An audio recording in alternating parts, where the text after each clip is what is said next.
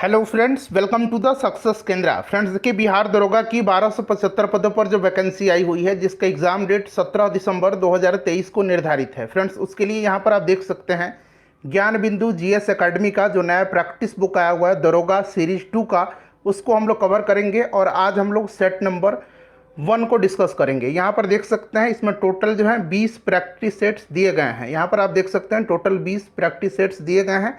Set number 1 को हम आज डिस्कस करेंगे। बड़ा ही इंपॉर्टेंट यह सेशन रहेगा आपकी एग्जामिनेशन के लिए, पूरा सेट को लगाइएगा। चलिए स्टार्ट करते हैं। और एक बार जल्दी से सभी लोग सेशन को लाइक कर देंगे और इसका लिंक किसी भी एक ग्रुप में जरूर ही शेयर कर दीजिएगा। पहला प्रश्न पढ़ेंगे कि दीपक दौड़ रहा है, वाक्य में कौन सी क्रिया है। सभी लोगों को आंसर कमेंट करना है। सब लोग अपना अपना स्कोर भी सेशन के एंड में जरूर कमेंट करके बताइएगा। देखिए, दीपक दौड़ रहा है यानी कि इसमें कौन सी क्रिया है, तो इसमें अकर्मक क्रिया है। ऑप्शन ए राइट आंसर हो जाएगा, अकर्मक क्रिया।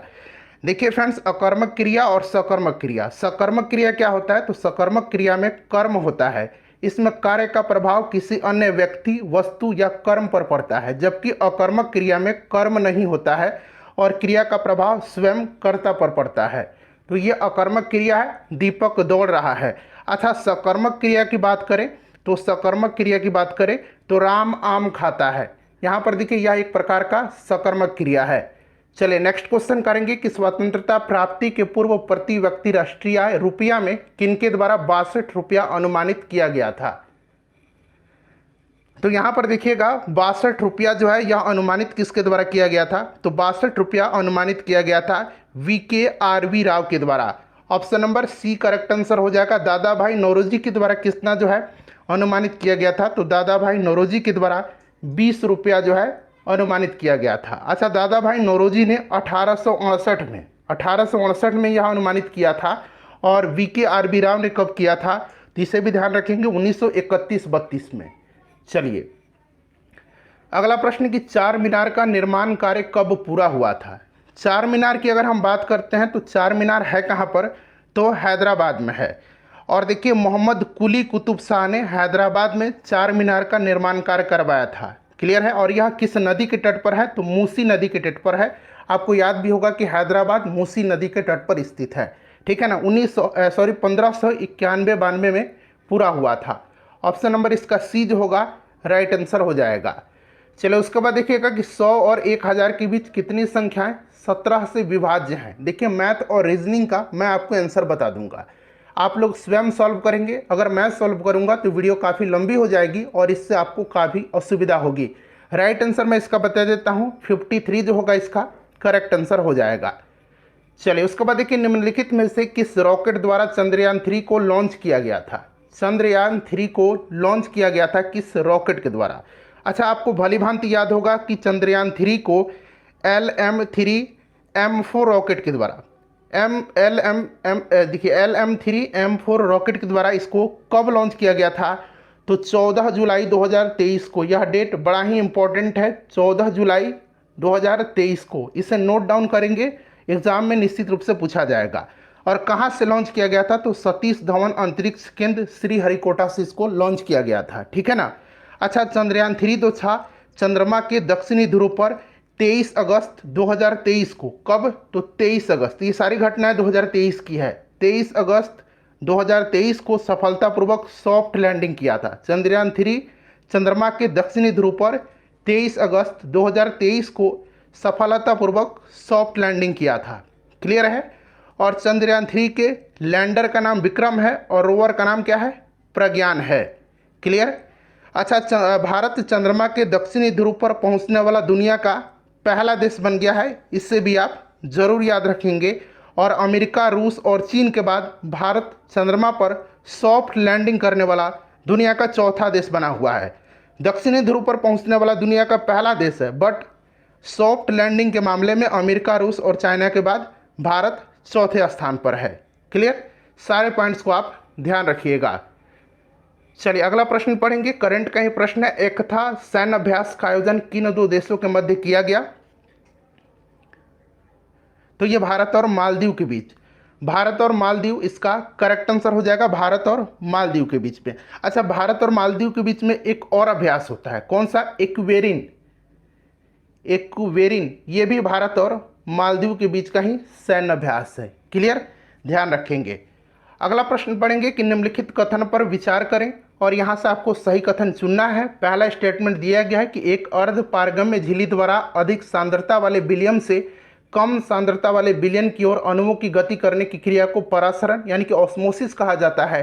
ये सरासर गलत दिया गया है, इस उल्टा दे दिया गया। इसको हम लोग कहते हैं विसरण, ठीक है ना। इसको क्या कहेंगे, इसको हम लोग कहेंगे विसरण। और इस ये वाला दूसरा स्टेटमेंट है, इसको हम लोग परासरण यानी कि ऑस्मोसिस कहेंगे।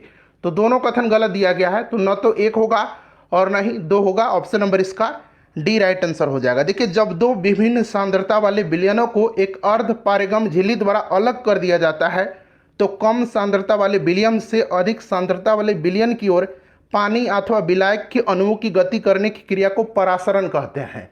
ठीक है ना। किस प्रकार से, तो याद रखेंगे कम सांद्रता से अधिक सांद्रता की ओर। यहाँ देखिए, यहाँ अधिक सांद्रता से कम सांद्रता दिया गया, तो उल्टा दिया गया है, इसलिए दोनों स्टेटमेंट जो है यहाँ पर गलत दिया गया है।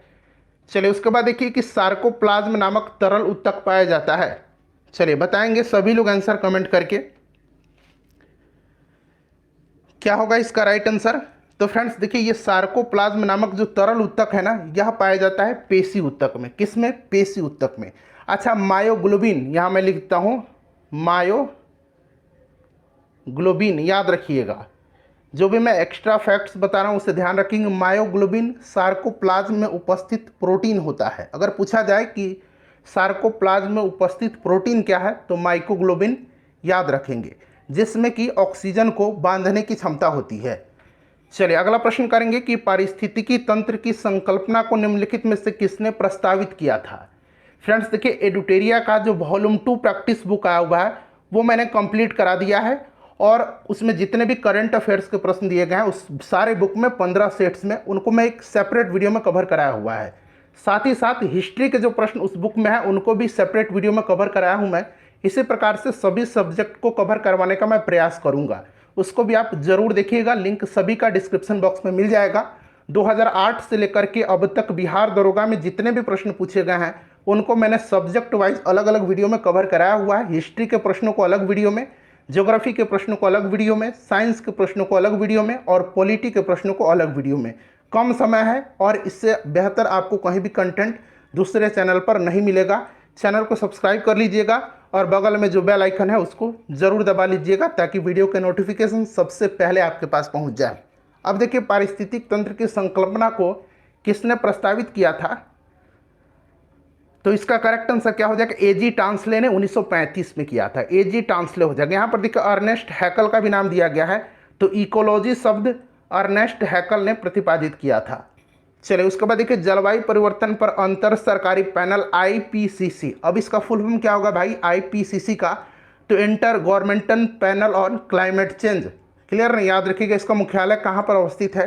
अच्छा, ये इसका फाउंडेशन कब हुआ था, तो 1988 में, 1988 में। इसका हेडक्वार्टर स्विट्जरलैंड के जेनेवा शहर में है। क्वेश्चन नंबर 11 देखिए कि निम्नलिखित तत्वों में से कौन सा एक तनु HCl से अभिक्रिया न होने से H2 यानी कि हाइड्रोजन गैस नहीं बनाएगा, बताएंगे। राइट आंसर इसका क्या होगा, तो ये Hg है, मरकरी है, पारा है। अगला प्रश्न इंग्लिश का दिया गया है, खाली स्थान है। I a king I would make a people happy, I would make my people happy. तो देखिए, आई वर आई ए किंग होगा, यहाँ पर वर का इस्तेमाल होगा, WERA। सभी लोग अपना अपना स्कोर जरूर सेशन के एंड में बताइएगा। भारत में विदेशियों के आगमन का सही कालानुक्रम क्या है, तो यहाँ पर आपका हो जाएगा आर्य, यूनानी, शक, हुन और तुर्क, यानी कि ऑप्शन नंबर यहाँ पर बी इसका राइट आंसर हो जाएगा। भारत में विदेशियों का यह बिल्कुल सही क्रम दिया गया है। नेक्स्ट क्वेश्चन है, संविधान के किस अनुच्छेद के अंतर्गत न्यायालय द्वारा संसद की कार्यवाहियों की जांच करना प्रतिबंधित किया गया है, तो कौन सा आर्टिकल है, तो अनुच्छेद 122 है। ऑप्शन ए राइट आंसर हो जाएगा। और अनुच्छेद 124 आपको याद होगा, अनुच्छेद 124 जो है उच्चतम न्यायालय की स्थापना और गठन इसमें दिया गया है। अच्छा, अनुच्छेद और मैं आपको बता रहा हूँ इससे संबंधित, उसको भी आप ध्यान रखिएगा, ठीक है ना। अब यहाँ पर ध्यान दीजिएगा फ्रेंड्स, जो अनुच्छेद यहाँ पर 38 दिया गया है, उसमें क्या है कि भारत के सर्वोच्च न्यायालय की शक्ति के विस्तार से यह संबंधित है। और अनुच्छेद 139 जो है ये क्या है, अनुच्छेद 139, तो याद रखेंगे अनुच्छेद 139 में क्या है, तो सर्वोच्च न्यायालय ने सर्वोच्च न्यायालय के अपने स्वयं के निर्णय या आदेश की समीक्षा की अनुमति इसमें दी गई है। चलिए, सर्वोच्च न्यायालय के न्यायाधीश की संख्या में वृद्धि कैसे हो सकती है, बताएंगे इसका राइट आंसर क्या होगा। तो संसद का अधिनियम के द्वारा, ऑप्शन नंबर इसका सी राइट आंसर हो जाएगा। बहुत ही बेहतरीन यह सेट है, अच्छे लेवल के प्रश्न है और ठीक ठाक यह सेट बनाया गया है। अगर इसमें 60+ आप स्कोर करते हैं तो आपकी बेहतरीन तैयारी मानी जाएगी। प्रधानमंत्री नरेंद्र मोदी को किस देश द्वारा सर्वोच्च सम्मान ऑर्डर ऑफ द नाइल से सम्मानित किया गया। अब यहाँ से मैं चारों ऑप्शन को डिस्कस कर रहा हूँ, ध्यान से सुनिएगा। प्रश्न पूछा गया कि ऑर्डर ऑफ द नाइल से, तो ये मिस्र का है। कहाँ का है, मिस्र का है। अच्छा, फिजी का भी अवार्ड दिया गया मोदी जी को, कौन सा, तो the companion of the order of Fiji, याद रहेगा आपको, the companion of the order of Fiji. अच्छा, ग्रीस का कौन सा अवार्ड है, तो grand cross of the order of honour. और पपुआ न्यू गिनी की तो companion of the order of Logohu, ठीक है ना। चलिए, करंट का प्रश्न है, निम्नलिखित में से किसे 2023 का पद्म विभूषण पुरस्कार नहीं दिया गया है। देखिए, नहीं पूछा गया है तो आपको भली भांति याद होगा कि इस वर्ष जो है टोटल 106 लोगों को पद्म पुरस्कार दिया गया है, जिसमें से पद्म विभूषण 6 लोगों को, 9 लोगों को पद्म भूषण और 91 लोगों को पद्मश्री से सम्मानित किया गया। इनको ऐड करिए, टोटल 106 आ जाएगा। अब यहाँ पर ध्यान दीजिएगा, पद्म विभूषण पूछा गया, 6 लोगों को दिया गया, कौन कौन से हैं, तो नाम जरा उंगली पर काउंट करेंगे। मुलायम सिंह यादव, दिलीप महालनोबिस, श्रीनिवास वर्धन, जाकिर हुसैन, SM कृष्णा और बालकृष्ण दोषी। ये 6 नाम मैंने बता दिया। दीपक धर को जो है पद्म विभूषण नहीं दिया गया, इनको पद्म भूषण दिया गया है, इसीलिए option number D right answer होगा। क्वेश्चन नंबर 18 है कि मध्यकालीन इतिहास के संदर्भ में निम्नलिखित कथनों में से कौन सा कथन सही नहीं है। चलिए बताइएगा राइट आंसर क्या होगा। तो देखिए, यहां पर फ्यूडम एक लैटिन शब्द है जिसका अर्थ होता है फीक या जागीर, सही दिया गया है। तांग साम्राज्य कंबोडिया नाम में फैला हुआ था, ये गलत दिया गया है क्योंकि तांग साम्राज्य जो था ये चाइना में था, तो यहीं गलत दिया गया है। ऑप्शन बी जो होगा इसका राइट आंसर हो जाएगा, ये सही नहीं है। मध्यकाल में थाईलैंड का नाम श्याम था और कंपास का आविष्कार चाइना में हुआ था, ये सही दिया गया। तो ऑप्शन बी गलत दिया गया, तांग साम्राज्य चीन का साम्राज्य था। नेक्स्ट क्वेश्चन करेंगे कि निम्नलिखित में से कौन गोल्जिकाय का कार्य नहीं है। गोल्जिकाय का कार्य नहीं पूछा गया है, तो यहाँ पर देखिएगा यह स्पिंडल तंतुओं का निर्माण करता है। स्पिंडल तंतु जो होता है ये उत्पन्न कहाँ से होता है, तो सेंट्रोजोम से होता है, यही वाला गलत दिया गया है। यह स्पिंडल तंतुओं का निर्माण नहीं करता है, यहाँ कर्ता दिया गया है जो कि गलत है। सेंट्रोजोम से यह उत्पन्न होता है, ध्यान रखेंगे, ठीक है ना। चलिए,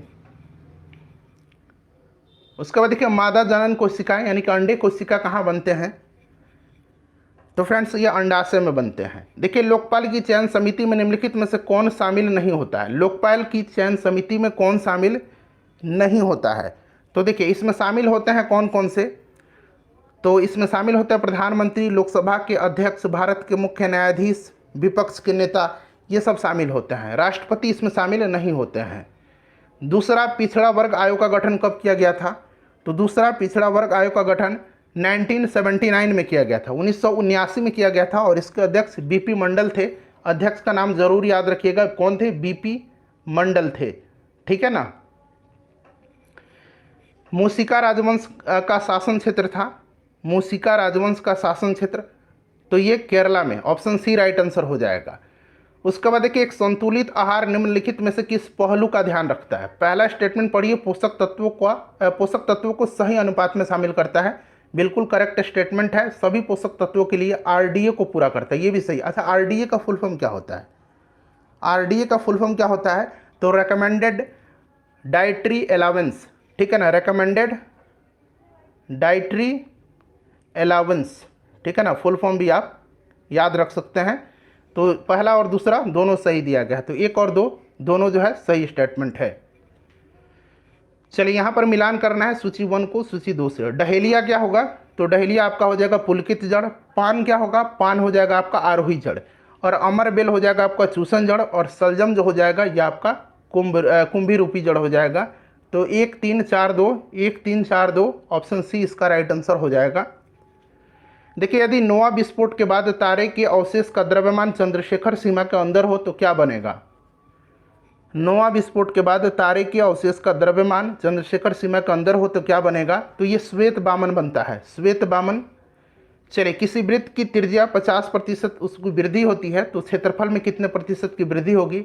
सिंपल सा क्वेश्चन है, 125% की वृद्धि होती है। चलिए, पैटर्न दिया गया, रीजनिंग का प्रश्न है, देखिए कैसे बनाया गया है। एक का स्क्वायर किया गया है तो एक ही आएगा, लेकिन जब हम एक का स्क्वायर करें तो पहले एक लिख देंगे, फिर एक का स्क्वायर करेंगे तो एक आएगा। फिर देखिए, पहले दो, अब दो का स्क्वायर करना है, दो लिख देंगे, दो का क्यूब करना है, आप सॉरी स्क्वायर नहीं क्यूब करना है, ठीक है। तो दो का क्यूब करेंगे तो 2 दूनी 4 दूनी 8 हो जाएगा, 28। फिर यहाँ 3 का करेंगे, फिर 3 का क्यूब करेंगे तो ये 27 आ जाएगा। उसी प्रकार से 4 और 4 का क्यूब करेंगे तो 64 आ जाएगा, यानी कि 4 से 64।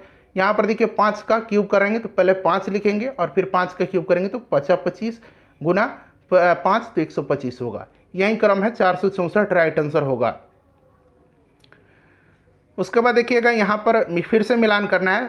अच्छा, जो जानते हैं पहले उसको मिलान करिए। आपको भली भांति पता होगा कि आल्प्स जो है ना, आल्प्स किस प्रकार का पर्वत श्रेणी है? तो आल्प्स जो है, याद रखिएगा, ये आपका हो जाएगा बलित हो जाएगा, ठीक है ना। और फ्यूजियामा ज्वालामुखी है, आपको याद है। विंध्य जो है, विंध्य क्या है? तो अवशिष्ट हो जाएगा। और साल्ट रेंज ब्रह्मोत्स पर्वत का उदाहरण हो जाएगा। चलिए, नेक्स्ट क्वेश्चन है, निम्नलिखित में से कौन सा मूल भौतिक राशि है? अच्छा, याद होगा आपको, टोटल 7 फंडामेंटल यूनिट्स हैं, यानी कि मूलभूत मात्रक जो होते हैं कौन कौन से हैं। पहले राशि जान लीजिए कौन कौन से। राशि कौन से हैं? लंबाई, द्रव्यमान, समय, तापमान, विद्युत धारा, ज्योति तीव्रता और पदार्थ की मात्रा। और इनका यूनिट भी याद होगा आपको, लंबाई का मीटर होगा, द्रव्यमान का किलोग्राम, समय का सेकंड, ताप का केल्विन, विद्युत धारा का क्या होगा? एम्पियर होगा, ज्योति तीव्रता का कैंडेला होगा और पदार्थ की मात्रा का मोल होता है। तो यहाँ पर right answer option number C हो जाएगा इसका। चलिए, पराश्रव्य तरंग के बारे में दिया गया। अच्छा, पराश्रव्य तरंग जिसका 20,000 हर्ट्ज से अधिक आवृत्ति वाली ध्वनि तरंग को पराश्रव्य तरंग कहा जाता है। और इनका इस्तेमाल कपड़े से धूल हटाने कर उन्हें साफ करने में किया जाता है, बीमारी के उपचार में किया जाता है, कीटों को नष्ट करने में किया जाता है और समुद्र की गहराई में किया जाता है। तो 1 2 3 4 चारों यहाँ पर सही स्टेटमेंट दिया गया, सभी सत्य है। नेक्स्ट क्वेश्चन है, अब यहाँ पर ध्यान दीजिएगा। भारत सरकार द्वारा ऑपरेशन दोस्त किस देश की सहायता करने के लिए चलाया गया? तो ऑपरेशन दोस्त चलाया गया था सीरिया में और टर्की में, जो भूकंप आया था उसमें भारतीयों को बाहर निकालने के लिए, तो ये तुर्की हो जाएगा। अच्छा, म्यांमार में एक मोचा तूफान आया था, उसमें चलाया गया था कौन सा ऑपरेशन? तो ऑपरेशन बताइए, करुणा, ऑपरेशन करुणा। सूडान से भारतीयों को निकालने के लिए ऑपरेशन कावेरी चलाया गया था, ठीक है। और यूक्रेन रसिया में जो युद्ध से प्रभावित लोग थे उनको निकालने के लिए ऑपरेशन गंगा चलाया गया था। सब ध्यान रखना आपको। 22वां फीफा विश्व कप 2022 का उपविजेता कौन सा देश है? अच्छा, 22वां फीफा विश्व कप कतर में हुआ था। विजेता टीम अर्जेंटीना रही थी और उपविजेता फ्रांस रहा था। अच्छा, अगला फीफा विश्व कप कहाँ होगा? तो अमेरिका, मैक्सिको और कनाडा में होगा। चोलों की राजनीतिक सत्ता का केंद्र उरायूर था, जो किसके लिए प्रसिद्ध था, मशहूर था? तो उरायूर जो था यह सूती कपड़े के व्यापार के लिए प्रसिद्ध हुआ करता था। ऑप्शन ए राइट आंसर हो जाएगा। चलिए, चोल वंश की संस्थापक कौन था? चोल वंश की स्थापना विजयालय ने किया था।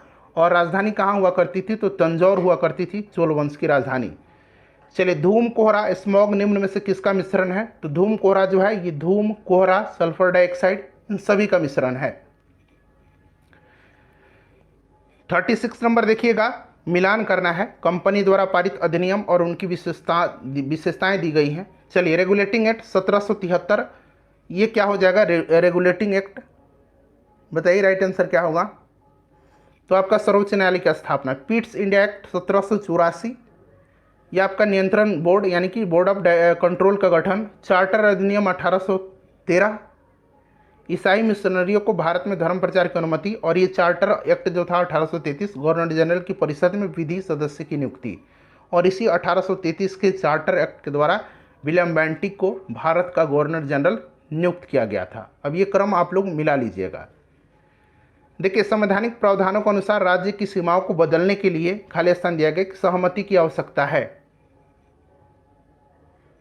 तो इसमें विधानसभा की बिल्कुल आवश्यकता नहीं होती, इस चीज़ को ध्यान रखिएगा। और इसमें जो है ये संसद के पास सारा अधिकार होता है।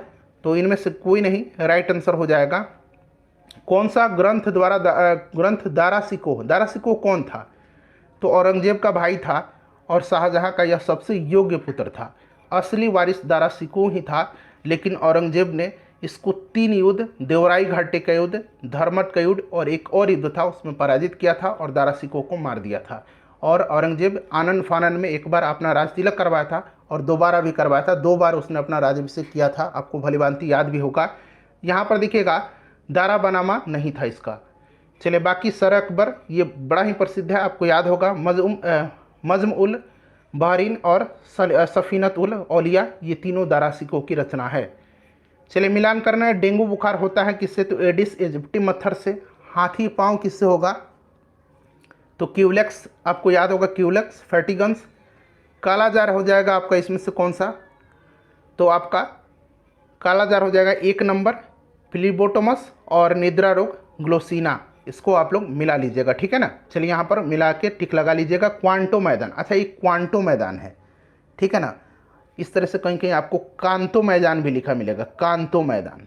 कांतो मैदान यानी कि क्वांटो मैदान और नोबी मैदान, ये दोनों मैदान याद रखेंगे, नोबी मैदान और कांटो मैदान या फिर क्वांटो मैदान, ये जापान में है। अगला प्रश्न है कि निम्न अक्षांशों में से किसे अश्व अक्षांश कहा जाता है? अश्व अक्षांश कहा जाता है 30 डिग्री से लेकर के 35 डिग्री अक्षांश के बीच के अक्षांशों को अश्व अक्षांश कहा जाता है। खनन एवं उत्खनन को अर्थव्यवस्था के किस क्षेत्र के अंतर्गत रखा गया? तो आपको याद होगा उत्खनन, कृषि, मत्स्य, पशुपालन, ये सारे प्राथमिक क्षेत्र के अंतर्गत आते हैं।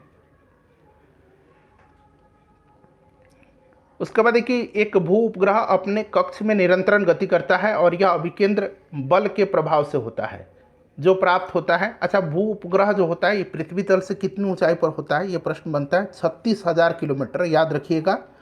और इसका जो राइट आंसर होगा वो क्या हो जाएगा? तो पृथ्वी द्वारा उपग्रह पर लगने वाले गुरुत्वाकर्षण से, ठीक है। निम्नलिखित में से कौन सा तत्व सबसे पहले कृत्रिम रूप से उत्पादित किया गया था? सबसे पहले कृत्रिम रूप से टेक्नीशियम को उत्पादित किया गया था। द गोल्डन ईयर्स नामक पुस्तक के लेखक कौन है? करंट का प्रश्न है। द गोल्डन ईयर्स पुस्तक को लिखा है रस्किन बॉन्ड ने। किसने? अच्छा विक्ट्री सिटी के लेखक कौन है? जरा आप मुझे कमेंट करके बता दीजिएगा, आप लोग बड़ा बेहतरीन करंट अफेयर पढ़ते हैं, बताइएगा विक्ट्री सिटी के लेखक कौन है। भारत की अर्थव्यवस्था में G20 के शिक्षा मंत्रियों की बैठक का आयोजन किस देश, भारत की अध्यक्षता में, ठीक है ना, भारत की अध्यक्षता कर रहा था इस बार 2023 में G20 शिखर सम्मेलन का, 2024 में ब्राज़ील में होगा, ध्यान रखिएगा। और इसका आयोजन कहाँ पर किया गया था? शिक्षा मंत्रियों की बैठक का, तो ये भी ध्यान रखेंगे पुणे में हुआ था। आधुनिक भारतीय इतिहास में राजा बनाने वाले के नाम से किसे जाना जाता है? अच्छा मुगल साम्राज्य में बड़ा ही प्रसिद्ध थे सैयद बंधु, इन्हीं को कहा जाता था। सैयद बंधु में अब्दुल्ला खां और हुसैन अली खां थे। ऑप्शन डी राइट आंसर होगा। नागरिकता संशोधन विधेयक को लोकसभा में कब प्रस्तुत किया गया था? बताएंगे सभी लोग, आंसर कमेंट करिए। नागरिकता संशोधन विधेयक को लोकसभा में प्रस्तुत कब किया गया था? तो याद रखेंगे फ्रेंड्स, इसको प्रस्तुत कब किया गया था? तो 9 दिसंबर 2019 को किया गया था और लोकसभा ने इसको पारित किया था 10 दिसंबर को और राज्यसभा से 11 दिसंबर 2019 को पारित किया गया था। चलिए भारतीय संविधान के किस अनुच्छेद के अंतर्गत अंतर्राष्ट्रीय समझौतों को प्रभावी बनाने हेतु संसद राज्य सूची के विषय पर कानून बना सकती है? तो ये कौन सा आर्टिकल है कि अंतर्राष्ट्रीय समझौतों को प्रभावी बनाने के लिए संसद राज्य सूची के विषय पर कानून बना सकती है? तो यह अनुच्छेद 253 है। अगला प्रश्न है कि गदर पार्टी ने भारत में विद्रोह के लिए कौन सी तारीख निश्चित की थी? गदर विद्रोह जिसको कहा जाता है, गदर षड्यंत्र के नाम से भी जाना जाता है, फरवरी 1915, आपको याद होगा। तो राइट आंसर इसका हो जाएगा 21 फरवरी 1915 को, ठीक है ना। निम्नलिखित में से कौन सा एक त्रिक्षारकीय अम्ल है? त्रिक्षारकीय अम्ल जो है इसमें से कौन सा है? तो फास्फोरिक अम्ल है।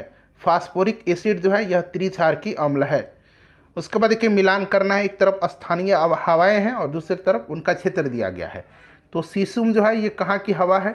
सीसुम जो हवा है ये अरब रेगिस्तान की है। बाइज कहाँ का है? तो बाइज जो है ये फ्रांस का है। पैम्पेरो कहाँ का है? पैम्पेरो अर्जेंटीना का, आगे आपको मिलेगा डी तक है, ठीक है ना। तो यहाँ अर्जेंटीना बना लीजिए, ठीक है ना, ये अर्जेंटीना का है। और यहाँ पर एक और हवा दिया गया है, यहाँ पर देखिए नॉर्वेस्टर। नॉर्वेस्टर कहाँ का है? तो नॉर्वेस्टर न्यूजीलैंड का है। ठीक है ना। चलिए 2 3 4 1 इसका राइट आंसर हो जाएगा, 2 3 4 1। अगला प्रश्न दिया गया है, मैथ का प्रश्न है, मैं सीधे आंसर बता देता हूं आपको। इसका राइट आंसर 20 मिनट हो जाएगा। अगला प्रश्न रीजनिंग का है, इसका आंसर दक्षिण हो जाएगा। निम्नलिखित में से कौन सा क्षेत्र विंध्यन भूस्तरीय रचना वाला है? तो यह बिहार का कैमूर है, विंध्यन भूस्तरीय रचना वाला। उसके बाद देखिए, ब्रिटिश ईस्ट इंडिया कंपनी की लागत पूंजी के संदर्भ में कौन सा कथन सत्य दिया गया है? तो इसमें से जो सत्य कथन है, यहाँ पर देखेंगे कि बंगाल से जो राजस्व प्राप्त थे, भारतीय माल खरीद करके वे विदेशों में बेचते थे। बंगाल से प्राप्त राजस्व से भारतीय माल खरीद करके विदेशों में बेचते थे। चलिए उसके बाद देखिए, फिर से मिलान करना है। यहाँ पर देखिए नियोपाइलिना, मिलान करिए, नियोपाइलिना हो जाएगा आपका क्या इसमें से? तो ये एनलिडा और मोलास्का के बीच का योजक। युगलिना क्या होगा? युगलिना, तो युगलिना जो होगा आपका यहाँ पादप एवं जंतु के बीच की योजक कड़ी। आर्क्योपेट्रिक्स क्या होगा? तो ये आपका सरीसृप और स्तनधारी के बीच की योजक कड़ी है। और पेरिपेटस जो है ये आपका हो जाएगा ऑर्थोप्रोडा और एनिलिडा के बीच की योजक कड़ी। चलिए उसके बाद नेक्स्ट क्वेश्चन है कि वृद्धि वलय बनती है सक्रियता के कारण। वृद्धि वलय किसकी सक्रियता के कारण बनती है? तो राइट आंसर इसका हो जाएगा अंतरंभीय यधा के कारण। 59 नंबर क्वेश्चन देखिएगा कि गिल्ड एज्ड बाजार किससे संबंधित है? तो ये प्रतिभूति का बाजार, सरकारी प्रतिभूति के बाजार से संबंधित है। किस राज्य में बिहान मेला का आयोजन किया गया जाता है? भारत के किस राज्य में बिहान मेला का आयोजन किया जाता है? तो याद रखेंगे उड़ीसा में किया जाता है बिहान मेला का आयोजन। अच्छा, बिहार में एक बौंसी मेला है, बौंसी मेला का आयोजन कहाँ पर किया जाता है? तो बांका जिला में। ठीक है ना। चलिए उसके बाद देखिएगा कि सरोगेसी तकनीक से जन्मे भारत की साहिवाल नस्ल के बछड़े का नाम क्या है? तो इसका नाम क्या है? पद्मावती है। ऑप्शन डी राइट आंसर हो जाएगा। उसके बाद देखिए, निम्नलिखित में से कौन होम रूल लीग आंदोलन से संबंधित थे? होम रूल लीग आंदोलन से लोकमान्य तिलक भी थे, एनी बेसेंट भी थी और एस सुब्रमण्यम अय्यर भी जुड़े हुए थे। तो 1 2 3 तीनों सही दिया गया है। किन दो पर्वत श्रेणियों के मध्य कश्मीर घाटी स्थित है? कश्मीर घाटी किन दो पर्वत श्रेणियों के मध्य स्थित है? तो बृहत हिमालय और पीर पंजाल के मध्य यह स्थित है, आपको भी याद होगा। बेतवा नदी कहाँ से निकलती है? बेतवा नदी कहाँ से निकलती है? तो बेतवा नदी जो है यह विंध्य पर्वत श्रेणी से, विंध्यन पर्वत श्रेणी से निकलती है। भारत के सर्वोच्च न्यायालय में निम्नलिखित में से किस प्रकार के न्यायाधीश की नियुक्ति की जा सकती है? तो आपको याद होगा तदर्थ न्यायाधीश की। किस अनुच्छेद में? तो अनुच्छेद 127 के तहत। ठीक है ना। तदर्थ न्यायाधीश, केवल एक सही आंसर होगा इसका, एक सही है और 2 अतिरिक्त न्यायाधीश नहीं होगा। ऑप्शन ए राइट आंसर होगा। देखिए यहाँ पर ये आपका न्यूमेरिकल दिया गया है, तो इसका आंसर मैं बता देता हूँ, 15/7 इसका आंसर दिया गया है। ठीक है ना। चलो उसके बाद देखिए, जुलाई 1952 में जेबी कृपलानी ने किसान मजदूर प्रजा पार्टी का गठन किया था। पूछा गया है कि क्या स्टेटमेंट ये सही दिया गया है? नहीं भाई, 1952 में नहीं, इन्होंने 1951 में किया था। कब किया था? 1951 में, यहाँ पर लिख लीजिए। बाकी पीसी घोष एवं टी प्रकाशम किसान मजदूर प्रजा पार्टी से जुड़े थे, ये सही दिया गया है। ठीक है ना। तो केवल 2 सही दिया गया है, पहला गलत दिया गया है। 1951 में इन्होंने किया था, न कि 52 में। चलिए 68 नंबर है कि निम्नलिखित में से कौन स्वतंत्र अवस्था में नहीं पाए जाते हैं? तो आपको पता है सोना, चांदी, प्लेटिनम ये सब स्वतंत्र अवस्था में पाए जाते हैं, एल्युमिनियम नहीं पाया जाता है। उसके बाद देखिए, जल निम्नलिखित में से कौन सा सही दिया गया? तो इसमें से मैं सीधे आपको सही स्टेटमेंट बता दे रहा हूँ। आपका हो जाएगा वायु में घुलित ऑक्सीजन की सांद्रता, यहाँ पर देखिए 2 लाख ppm है। ठीक है ना, ये वाला सही दिया गया है। किस जलप्रपात, भारत के किस जलप्रपात को लोकप्रिय रूप से भारत का नियाग्रा जलप्रपात के तौर पर जाना जाता है? तो भारत का नियाग्रा कहा जाता है किसको? तो चित्रकूट जलप्रपात को। चित्रकूट कहाँ पर है? तो छत्तीसगढ़ में है, याद रखिएगा। चलिए उसके बाद देखिएगा कि भारत में ग्रीष्मकालीन मानसून के प्रवाह की सामान्य दिशा क्या है? भारत में ग्रीष्मकालीन मानसून के प्रवाह की सामान्य दिशा क्या है? तो याद रखेंगे फ्रेंड्स, ये जो सामान्य दिशा है ये आपका दक्षिण पश्चिम से उत्तर पूर्व हो जाएगा। ठीक है ना। राइट आंसर इसका क्या हो जाएगा? 71 का करेक्ट आंसर क्या हो जाएगा? ऑप्शन डी हो जाएगा। केंद्रीय बजट 2023-24 में राजकोषीय घाटा जीडीपी का कितना प्रतिशत रहने का अनुमान लगाया गया है? तो ये लगाया गया 5.9%। चलिए उसके बाद देखिए, केंद्र सरकार के द्वारा भारत को टीबी मुक्त बनाने का लक्ष्य कब तक रखा गया है? तो टीबी मुक्त बनाने का लक्ष्य 2025 तक रखा गया है और पूर्ण रूप से मलेरिया उन्मूलन का लक्ष्य 2030 तक रखा गया है, इससे भी ध्यान रखिएगा। देखिए फ्रांस के संदर्भ में निम्नलिखित कथन को काल अनुक्रम के अनुसार सजाना है, ठीक है ना। तो इसका राइट आंसर क्या होगा, चलिए देखिए स्टेट्स जनरल की बैठक कब हुई थी फ्रांस में, तो ये भी याद रखेंगे। स्टेट्स जनरल की बैठक हुई थी 1789 में। कब? 1789 में। फ्रांस में नेपोलियन जो है फ्रांस का सम्राट कब बना था, ये बड़ा महत्वपूर्ण है, 1804 आप नोट करेंगे। वाटरलू की लड़ाई भी 1815 नेपोलियन की हार हुई थी और इसको सेंट हेलेना द्वीप पर भेजा गया था। किस द्वीप पर? सेंट हेलेना द्वीप पर। याद रखिएगा, ये प्रश्न बिहार दरोगा में पूछ लिया गया था। चलिए उसके बाद लुई सोलामा की हत्या कब हुई थी, तो 1792 में, 1793 में, ठीक है ना। 1792-93 दिया गया, 1793 आप याद रखेंगे। तो इसको क्रम से बताना है आपको, तो सिंपल सा है, 1 3 यानी कि 1 हो जाएगा, फिर आपका यहाँ पर देखिए 3 हो जाएगा, फिर 2 हो जाएगा और फिर 4 हो जाएगा, जो कि 1 3 2 4 ऑप्शन सी में है। निम्नलिखित मिट्टियों में से किसे स्वतः कृषीय मिट्टी कहा जाता है? कृषीय है ये, कृष्ण नहीं है, कृषीय, ऐसे कृषीय मिट्टी है। तो ये काली मिट्टी, जिसको कि रेगुर मिट्टी भी कहा जाता है, कपास की खेती के लिए सर्वोत्तम होती है। कौन सा कोयला उत्पादक क्षेत्र निम्नलिखित में से नहीं पूछा गया है, तो वर्धा घाटी है, सोन नदी घाटी, महानदी घाटी भी है, कावेरी नहीं है, ठीक है ना। कावेरी इसका राइट आंसर हो जाएगा। आवश्यक वसा अम्ल के नाम की पहचान करें। आवश्यक वसा अम्ल कौन कौन से हैं, तो इसमें से आपका एक तो लिनोलिक हो जाएगा, उसके बाद दूसरा हो जाएगा, यहाँ पर देखिए लिनोलिक और लिनोलेनिक अलग अलग है, लिनोलिक है और लिनोलेनिक है, और एक आपका हो जाएगा एराकीडोनिक, ठीक है ना। 1 3 और 5 इसका राइट आंसर हो जाएगा, जो कि option number 1 3 5 option number B में दिया गया है। अगला प्रश्न करेंगे कि दंड प्रक्रिया संहिता 1973 क्रिमिनल प्रोसीजर एक्ट 1973 कब से प्रवृत्त हुई थी, तो ये कब से हुई थी, तो याद रखिएगा फ्रेंड्स 1 अप्रैल 1974 से, ठीक है ना। भारत में राधा कृष्णन कमीशन की स्थापना किसके विकास हेतु किया गया था, तो राधा कृष्णन जो कमीशन था यूनिवर्सिटी एजुकेशन कमीशन 1948 में, तो ये विश्वविद्यालय शिक्षा हो जाएगा। चलिए कोविड-19 वायरस की संरचना में प्रोट्रूडिंग नोक, यहाँ पर देखिए स्पाइक्स शामिल होते हैं, जो निम्न में से किसके बने होते हैं, तो यहाँ से ही पकड़ लेंगे कि ये प्रोटीन के बने होते हैं, ठीक है ना। चलिए उसके बाद नेक्स्ट क्वेश्चन करेंगे कि सामाजिक बुद्धि लब्धि मापने का सूत्र क्या होगा, तो इसका सूत्र होता है SA/CA/100। उसके बाद देखिए नशा मुक्ति केंद्र निम्नलिखित में से कौन सी सुविधाएं प्रदान करती हैं, तो नशा मुक्ति में आपको परामर्श भी दिया जाता है, आपको मेडिकल हेल्प भी दिया जाता है, आपका योग भी उसमें होता है, आपको मोटिवेट भी किया जाता है, बहुत तरह की यहाँ पर उपयुक्त सभी हो जाएगा राइट आंसर। चलिए अगला प्रश्न करेंगे नेक्स्ट क्वेश्चन कि यहाँ पर देखिए मैथ का प्रश्न है, मैं आंसर बता देता हूँ। इसका जो राइट आंसर हो जाएगा 6 सेंटीमीटर हो जाएगा, बना लीजिएगा। केपलर ने कितने नियमों का उल्लेख किया था, गति के ग्रहों के गति का नियम दिया था केपलर ने, 3 नियम दिया था इन्होंने, कक्षाओं के, ठीक है ना, कक्षाओं के, क्षेत्रफल के और आवर्त कालों के नियम, तो 3 इसका राइट आंसर हो जाएगा। बीटा कपास के उत्पादन से संबंधित सूक्ष्म कौन सा है, तो ये आपका जीवाणु हो जाएगा बीटा कपास के। पृथ्वी के वातावरण के तापमान की सामान्य ह्रास अवनति दर कहां पर 0 डिग्री सेंटीग्रेड तक गिरती है, तो राइट आंसर इसका हो जाएगा क्षोभ सीमा यानी कि ट्रोपोपॉज की ऊपरी सीमा पर। भारत में राज्य खाद्य सुरक्षा सूचकांक 2023 किसके द्वारा जारी किया जाता है, मतलब आपको याद रखना है राज्य खाद्य सुरक्षा सूचकांक किसके द्वारा जारी किया जाता है, तो FSSAI के द्वारा, ठीक है। यहाँ मैं लिख देता हूँ FSSAI के द्वारा, ठीक है ना, ऑप्शन ए। बिहार का पहला वन्यजीव अस्पताल किस जिला में खोला जाएगा, तो ये मुजफ्फरपुर में खोला जाएगा, याद रखिएगा, इंपॉर्टेंट है, पहला है इसीलिए। उसके बाद देखिए कामराजार पतन किस भारतीय राज्य के तट के पास स्थित है, एन्नौर आपको याद होगा, तमिलनाडु हो जाएगा कामराजार, याद रखिएगा।